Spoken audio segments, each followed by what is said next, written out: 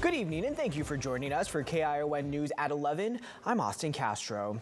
Tonight, a bond measure for the Watsonville Community Hospital is one step closer to reality.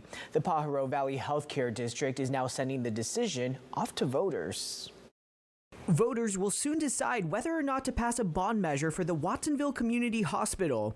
On Wednesday night, the Pajaro Valley Healthcare District unanimously decided to have the measure on the March 2024 election ballot. We would have additional services, additional capacity to take care of people here in their community. According to the hospital, the bond would also allow them to purchase the land and building they've been operating on and leasing. The hospital CEO said this bond is needed for long-term success and part of their financial turnaround plan. The hospital lost $30 million in 2021. This year we're on pace to lose about $6 to $8 million, which is significantly better than 30, but it still has a ways to go. Gray goes on to say the hospital would be able to save $3 million a year alone on rent payments.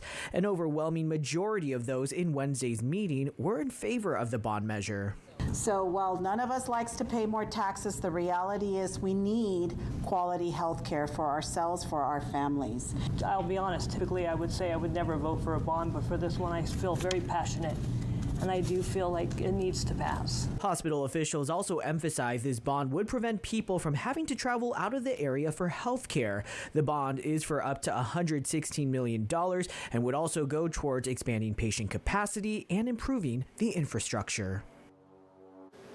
Now, you may remember Watsonville Community Hospital was previously sold to the Pajaro Healthcare District back in October of 2021.